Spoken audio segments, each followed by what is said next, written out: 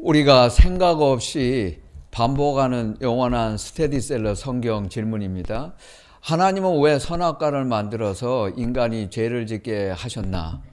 지금까지 그 어떤 기독교 고전을 읽어봐도 신학적인 설명을 들어봐도 만족한 대답을 찾지 못했습니다. 시원하게 대답하는 사람이 없습니다. 이런 질문을 하고 답하는 것 자체가 잘못입니다. 성경적이지 않고 복음적이지 않습니다. 우리는 이런 질문을 해서도 안 되고 대답할 필요도 없다고 가르쳐야 합니다. 창세기 2장 15절에서 16절 말씀을 한번 다시 생각해 보세요. 그 주의 깊게 읽어보세요. 많은 그리스도인들이 창세기 이야기를 너무 잘 안다고 생각을 합니다. 그래서 항상 문제입니다. 이 이야기를 겉으로 읽고 지나가기 때문입니다. 이야기의 전말입니다. 여호와 하나님이 그 사람에게 명하여 이르시되 동산 각종 나무의 열매는 내가 임의로 먹되 선악을 알게 하는 나무의 열매는 먹지 말라. 내가 먹는 날에는 반드시 죽으리라. 하나님이 아담과 이브에게 하신 말씀은 이게 다였습니다. 먹지 말라. 왜요? 라는 대화는 없었습니다. 하나님은 먹지 말라고 하셨을 뿐 왜라는 이유는 전혀 설명을 하지 않고 계십니다. 그냥 끝났어요. 먹지 말라. 이게 중요해요. 하나님은 이유를 말씀해 주지 않으셨습니다. 하나님이 이유를 말씀하지 않으셨는데 우리가 무슨 수로 그 이유를 알 수 있습니까?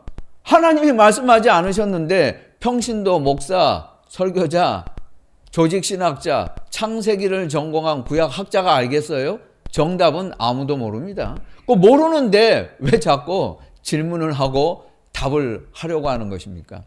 하나님이 왜 먹지 말라고 하셨는데 이유는 말씀하지 않으셨을까요? 내가 너희를 사랑하고 너희도 나를 사랑한다면 내 말을 믿으라. 묻지 말라는 거 아니에요. 이유를 신뢰하고 순종하고 복종하라. 이것이 하나님의 의도였습니다. 하나님 아버지의 마음이었습니다. 마태복음 7장 9절 11절을 읽어보면 예수님의 말씀이 있어요. 예수님도 동일한 말씀을 하셨습니다. 아버지의 말씀을 말씀하셨어요. 너희 중에 누가 아들이 떡을 달라 하면 돌을 주고 생선을 달라 하면 뱀을 주겠느냐? 악한 자라도 자식에게는 좋은 것으로 주지 않겠느냐? 하물며 하늘에 계신 너희 아버지께서 기도하는 자에게 좋은 것으로 주지 않겠느냐? 하나님께서 하지 말라고 하셨을 때 아담과 이브에게 뜻이 없었겠습니까? 그들을 위해서였습니다. 사탄은 하나님을 믿지 말라고 말하지 않습니다. 사탄도 하나님을 믿으라고 해요. 그런데 다는 믿지 말라고 합니다. 하나님을 믿기는 하는데 하나님을 다 믿지는 말라. 의심하고 완전히 하나님께 맡기지 말고 이유는 물어봐라. 따지라고 합니다. 그래서 이유가 뭘까? 하나님이 겁주는 거 아니야? 누가 알아? 먹으면 신세계가 열릴지 뱀이 한 말이 맞을지도 몰라. 안 죽을 수도 있어. 그래서 따먹은 거예요. 많은 크리스천이 하나님께서 우리 기도에 즉각적인 응답을 주시지 않는다고 느낄 때 답답해서 자기 좋을 대로 결정하는 실수를 합니다. 결과가 좋으면 괜찮아요. 나쁘면 어떻게 합니까? 모르잖아요. 우리는 기도의 응답이 없을 때를 참지 못합니다. 하나님께서 아브라함에게 떠나라고 하셨습니다. 어디로 가라는 말씀은 없어요. 창세기 12장 읽어보세요. 가라고 말씀하셨으면 어디로 갈지는 알려주셔야 하지 않아요. 그런데 하나님은 어디로 가라는 말씀을 하지 않고 떠나라. 아브라함의 기도일 수 있습니다. 어디로 갈까요? 하란으로 갈까요? 베델로 갈까요? 하나님은 가르쳐 주시지 않았습니다. 기도 응답이 없었어요. 나중에 알려줄게. 가라. 방황하라는 뜻이었습니다. 여러분이 내가 종로로 갈까요? 영등포로 갈까요? 하고 기도하면 하나님이 정확한 응답 주시지 않아요. 그 답답하죠. 속이 터지잖아요. 가기는 가야 되겠는데 여러분 그런 기도 많이 하잖아요. 이번 일주일 동안도 회사에서 가정에서 그런 기도 하지 않았어요? 그런데 하나님이 명확한 답을 주시지 않잖아요. 답답하잖아요. 알고 싶은데 그럴 때 여러분 어떤 느낌입니까? 하나님은 왜 이렇게 말씀을 안 하실까? 하나님은 아브라함에게 즉각 응답을 주시지 않았습니다. 아브라함은 가기는 갔는데 모르고 갔어요. 아브라함도 기도했습니다. 모르고 기도하면서 갔습니다. 하나님께서 아브라함에게 이삭을 아들로 주시겠다고 약속을 하셨어요. 언제예요? 나중에 알려줄게. 아브라함은 기도했습니다. 그런데 답은 없어요. 하나님께서 이번에는 아브라함에게 이삭을 바치라고 했습니다. 왜요? 나중에 알려줄게. 답 없어요. 하나님은 아브라함에게 즉각 명확한 응답은 주시지 않고 기다리게만 하셨습니다. 그런데 다윗의 기도는 전혀 다릅니다. 사무엘상 23장입니다.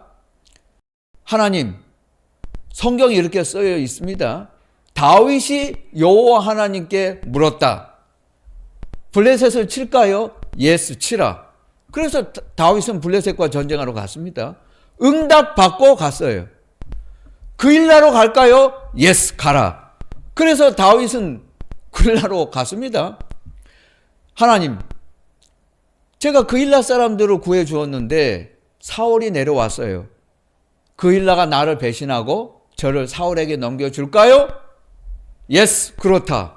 그래서 다윗은 그일라를 떠났습니다. 사무엘상 30장입니다. 망명한 시글락이 습격을 당했어요. 아말렉을 추격할까요? 예스, 그렇게 하라. 뒤쫓아가서 포로된 동료들과 가족들을 모두 구해냈습니다. 다윗은 하나님께 물었고 하나님은 명확하게 응답해 주셨습니다. 사무엘하 2장입니다. 유대로 올라갈까요? 예스, 가라. 어디로 갈까요? 아브라함하고 달라요. 헤브론으로 가라. 쓰여 있어요. 사무엘하 2장에 읽어보면 여기서 하나님은 헤브론이다 하고 딱 찍어서 어디로 가야 할지까지 가르쳐 주셨습니다. 다윗은 항상 즉각 응답 받고 확실하게 응답 받았고 알고 갔습니다. 우리는 이런 예들 때문에 기도를 드리기만 하면 즉각 응답을 받아야 믿음이 좋다고 생각합니다. 여러분 그렇지 않아요? 그래야 예수 잘 믿는다고 생각합니다. 그래야 은혜가 있다고 생각합니다. 이거 철저하게 잘못된 신앙입니다. 다윗의 기도는 신약 성경에 없어요. 이런 기도는 구약 성경에만 있고 신약 성경에는 더 이상 이런 기도가 없습니다. 그러니까 성경을 끝까지 읽어야 돼요. 심지어 예수님의 기도에도 하나님은 명확한 응답을 주시지 않았어요. 사도행전 16장 극적이죠. 바울은 기도했습니다. 동쪽 아시아로 가고 싶었습니다. 밤중에 환상을 봤어요. 마게도냐 사람이 나타났습니다. 건너오라고 손짓을 하잖아요. 이것은 하나님의 신호다. 서쪽으로 가라는 뜻이다. 이것도 바울이 받은 기도 응답의 일종이었습니다. 하지만 하나님이 그때 빌립보로 가라는 말씀은 하시지 않았어요. 성경에 그런 말씀 없습니다. 바울이 환상을 보았을 뿐 빌립보로 가라는 정확한 기도 응답을 받고 간 건 아니에요. 하나님께서 바울에게 빌립보, 데살로니가, 베레아, 아덴, 고린도, 에베소, 예루살렘, 로마 순서로 가라 이렇게 기도 응답을 주시지 않았습니다. 방해가 있었고 그러니까 어쩔 수 없이 이동했고 모르고 간 것뿐이었습니다. 바울은 그렇게 가다 보니까 빌립보로 갔고 데살로니가로 간 것뿐이에요. 하나님이 여기로 가야 한다고 정확하게 못 박아 주시지 않았어요. 바울은 기도했어요. 응답 없었어요.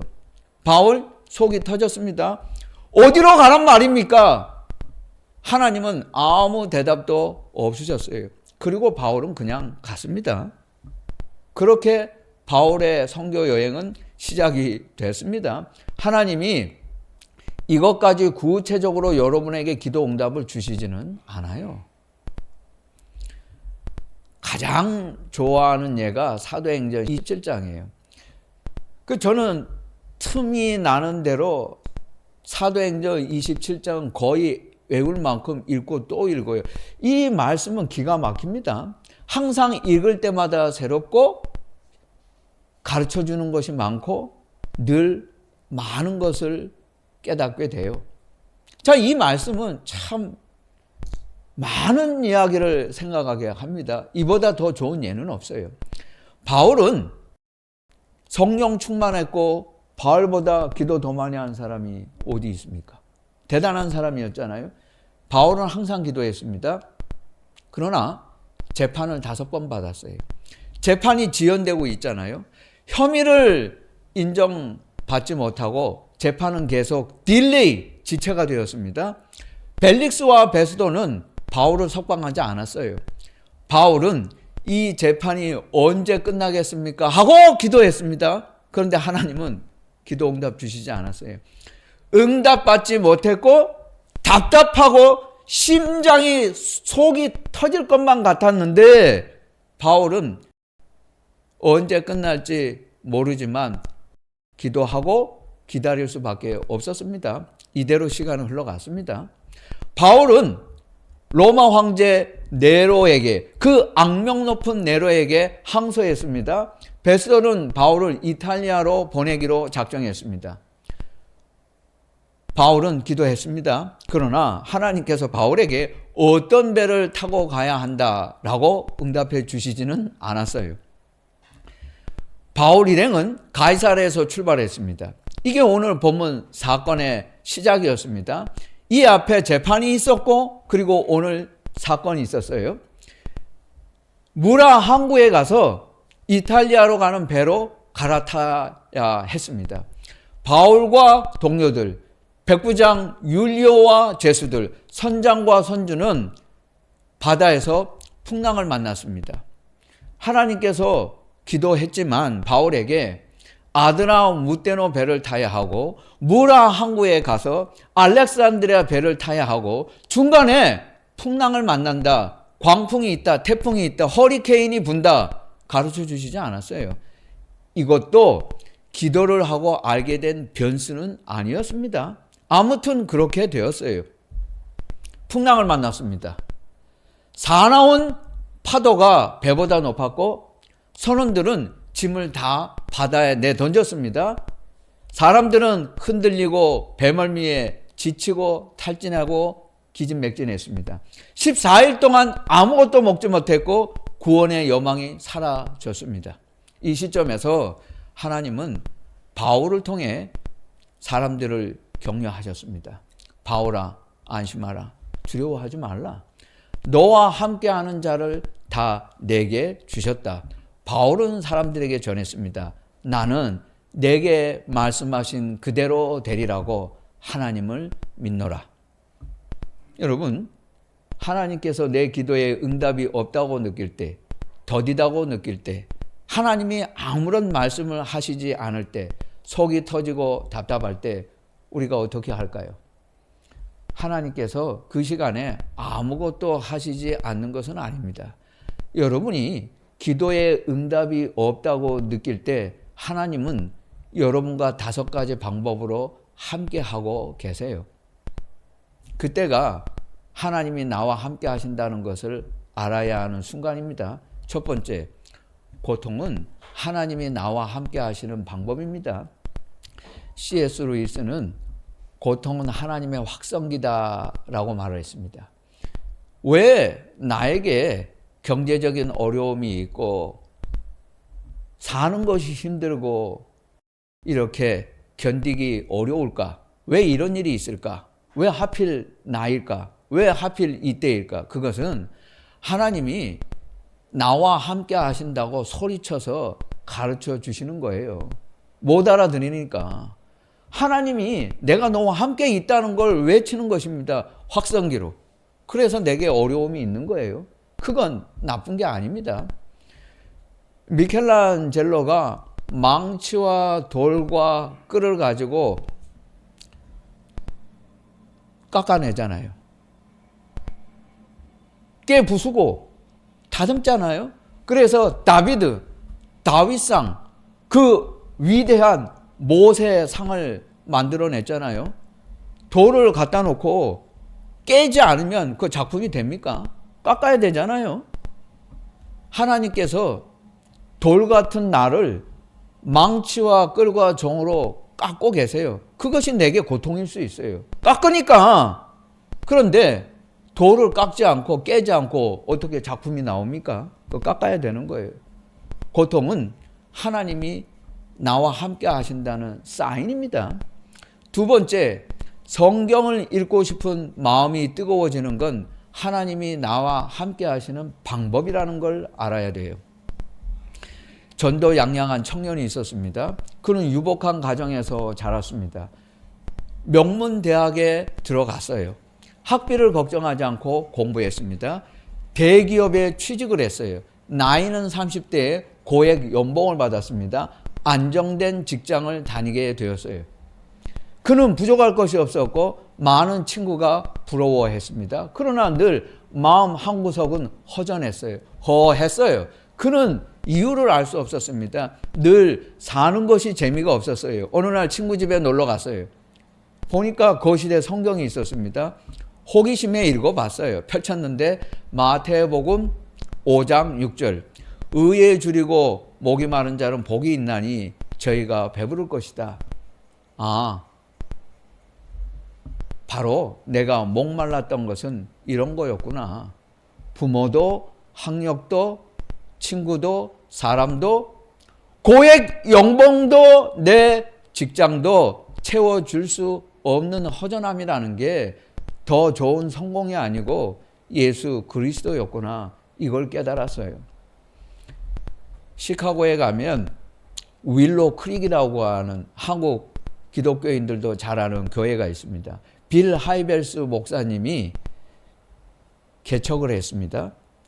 그렇게 해서 시작된 교회입니다. 이분이 예수님을 영접하게 된 특별한 동기가 있었습니다. 아버지가 엄청난 부자요.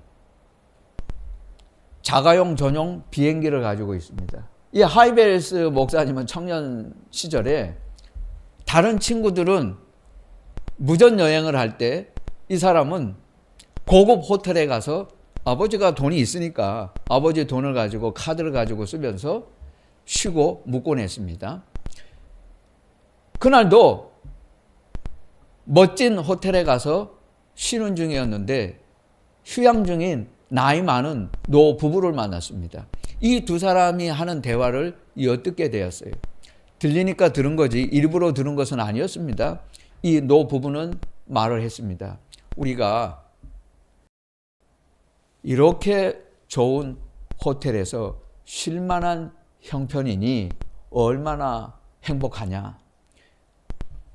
하이벨스 목사님은 그때 충격을 받았어요. 인생이 이게 다야? 아니 이게 고작 뭐라고? 이깟 호텔에서 지금 내가 쉰다는 게 그게 행복이라고? 고작 이것 때문에 그렇게 지금까지 고생하면서 돈을 벌었다는 거야? 부자가 되려던 이유가 고작 이것 때문에?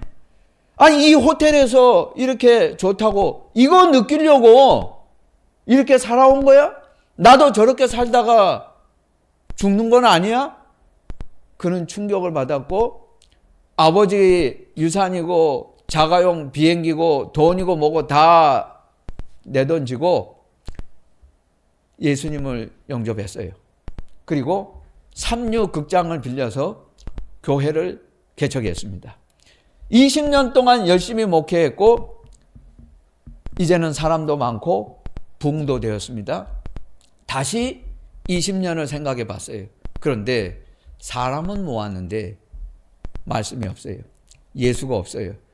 다시 처음으로 돌아가서 목사님은 방향을 틀었습니다. 잘 생각했죠. 그게 결정적이었습니다. 그래서 목회다운 목회를 하게 되었어요. 여러분, 결국 이렇게 말씀이 한 사람의 인생을 돌려놓고 말잖아요. 그런데 그 말씀을 읽겠다는 마음도 하나님이 아니면 내게 주실 수 없어요. 세 번째, 기도를 포기하지 않는 것은 하나님께서 우리와 함께 하시는 방법입니다. 세상에 누에가 실크 만드는 소리를 듣는 사람은 없어요. 들어봤어요? 하나님은 아름다운 일을 소리 없이 하세요. 기도란 나를 위한 그 소리 없는 하나님의 열심을 아는 것입니다. 기도하는 사람만 들을 수 있어요. 네 번째는 평온입니다. 평온은 하나님께서 우리와 함께 하시는 방법입니다. 사람들은 노후 자금이 두둑하고 노후 준비가 확실하고 그리고 오늘 내가 편히 쉴 수 있는 곳이 있고 돈 걱정 없으면 마음의 평화를 누립니다. 그러나 그건 오래가지 않습니다. 그건 다 가짜예요. 허울뿐이고 껍데기뿐입니다. 평온은 문제가 없어서 생기는 것이 아니고 문제는 있는데 여러분이 기도 응답하고 눈을 떴지만 기도 응답은 없어요. 현실은 똑같습니다. 변한 건 아무것도 없는 것 같아요. 그러나 그럼에도 불구하고 하나님이 함께 하시기 때문에 내 마음만은 평온해요. 그게 하나님이 나와 함께 하신다는 것을 지금 보여주고 계시는 거예요. 그것은 하나님이 주시지 않고는 결코 세상에서 돈 주고 살 수 없는 것입니다. 그 평온은 하나님이 나와 함께 하시는 사인이에요. 다섯 번째, 영적 삶, 가치 있는 삶에 대한 열망은 하나님이 우리와 함께 하시는 방법이에요. 이것이야말로 하나님이 내게 심어주시지 않으면 세상 어디에서도 얻을 수 없는 것입니다. 목적이 있는 인생은 성공하고 목적 없는 인생은 실패해요. 우리 상황을 바라보면 절망하지만 하나님을 바라보면 결코 절망할 수 없습니다. 하나님이 아니고 천사가 바울에게 나타났어요. 바울아 안심하라. 그러나 하나님은 동일한 방법으로 늘 언제나 내가 너와 함께 한다는 사실을 바울에게 가르쳐 주셨습니다. 그는 똑같은 경험을 3번 했어요. 고린도에서 두려웠을 때 하나님이 나타나셨습니다. 바울아 두려워하지 말라. 안심하라. 내가 너와 함께 할 것이다. 너를 해할 자가 없을 것이다. 예루살렘에서 체포되었을 때 담대하라. 내가 로마에서도 나를 증언하리라.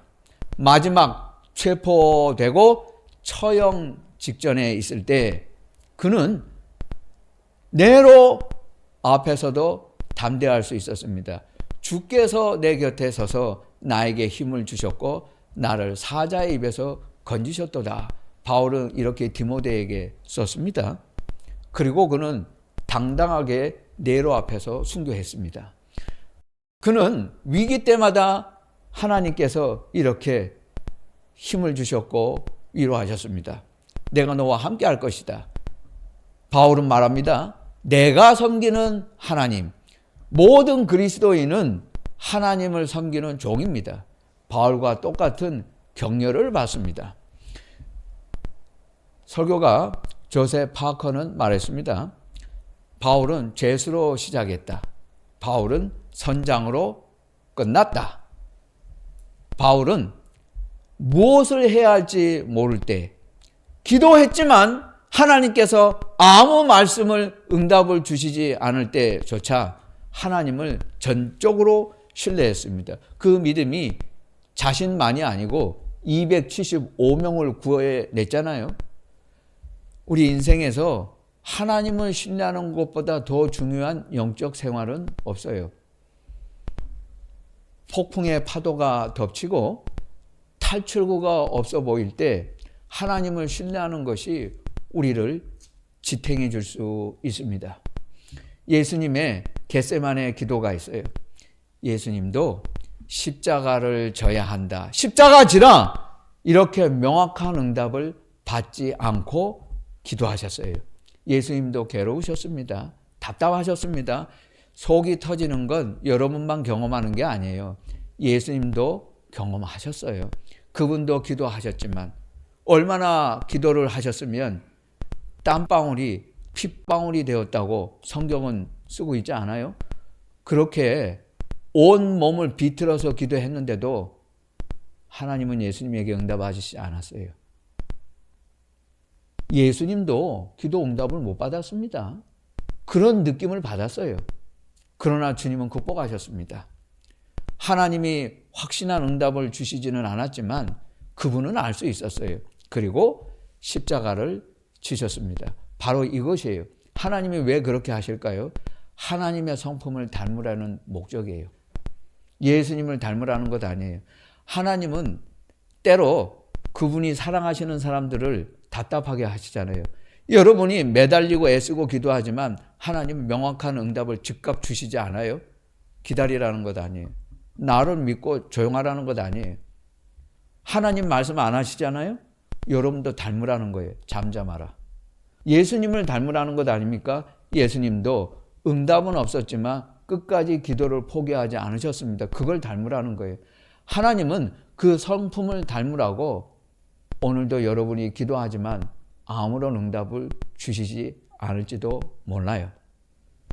그리스도인은 세상에 왜라는 질문을 던지지만 답은 없이 전폭적으로 하나님을 신뢰하는 사람들입니다. 문제는 미래가 불투명하고 길이 확실하지 않다는 데 있지 않아요.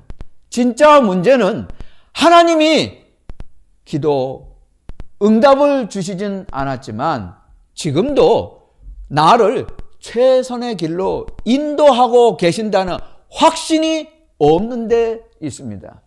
하나님이 여러분에게 아무런 기도의 응답을 주시지 않는다고 느끼십니까? 그때가 하나님은 여러분과 함께 하신다는 가장 확실한 증거입니다.